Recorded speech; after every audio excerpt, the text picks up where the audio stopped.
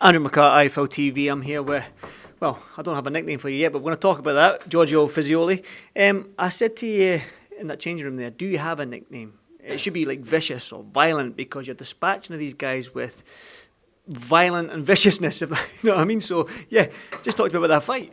Yeah, no, it was good learning fight again, I guess. Yeah, look, the guy was there to survive, I guess. Good winning record. He never been stopped, really. But yeah, no, I broke him down, like you said, vicious, sharp with my shots, and I think I don't know what shot I caught him with, but maybe it was on top of the head, not too sure. But yeah, no, I'm pleased. We're going to the next one, and yeah.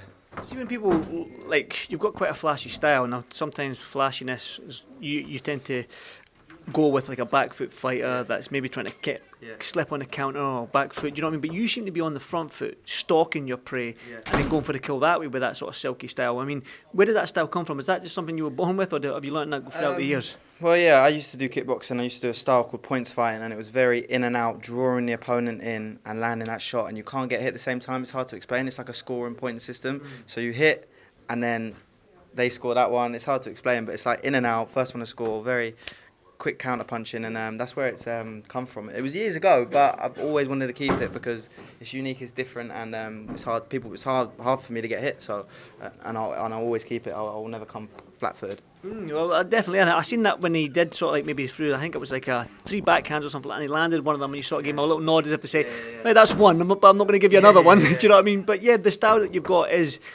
It seems like when you've got somebody with the same ambition as you that we're going to see the better Giorgio Visioli, and that style's going to come out and people are going to stand up and take notice. 100%. Like you saw after the fight, I didn't show no emotion because I want someone, not yet, but in the future, I want someone who's really going to give it a good go, and you'll see my class, honestly. And someone my height as well, like that guy was fucking tiny. I had to really it was so awkward, but yeah, no, you'll see the class when the level goes up, even better, even more. Well, again, I said to you there, you're super featherweight. You said, no, you're trying to gradually bring it down to that featherweight division. And when you're talking about 2 divisions where you want an opponent, especially at British level, it's domestic level, the guys in the top 10 in both divisions, the super featherweight and featherweight. I mean, you've got Selfa Barrett, you've got Anto Kakachi at super featherweight, you've got Selfa Barrett down at featherweight, Jazza Dickens, Rhys Edwards, Brad Foster, Peter McGrail. I don't know if Peter McGrail, Super Bantam maybe, yes, sorry. But you've got guys that can come in and around those divisions that are super talented. They're you can almost say that they're world level as well, especially in domestic. So you're only 5 and 4 knockouts, I believe it is. So when are you itching at you chomping at the bit to get there? Nah, not. I know it sounds silly, but like really, I just wanna. Even though I want the step up, but also I gotta keep myself humble and what's it called? Slowly, gradually, the opponent. No, I don't want to go straight into hard fights. I see a lot of other prospects like going into big fights, and I don't want that. I want to slowly learn. I'm only 21. You see, like I feel like slow success be better in the future, if that makes sense. Yeah, definitely. But the same question I said to Jimmy Sains, I'm like, how do they match you now going forward? Because you're dispatching these guys that are meant to give you tests with ease. So, but you're not quite ready for that sort of top British level or European level. So it's like, what do they do with you going forward? Do they keep feeding you these guys that you're just going to finish? I was actually meant to fight 2 weeks ago. I was meant to fight, I don't know if you know the fight Royston fought. He fought a guy 8-1 from Colombia. I thought he was very good. Unfortunately, he got stabbed up in his country, so he couldn't fight. He pulled out. So that would have been a very good test because he fought Royston for a belt. So that would have been a very good test. And but yeah, no, it's slow. It's just I want the winning record to be a bit better, if that makes sense. More winning than losing, if that makes sense. And then that's how I want to gradually go up.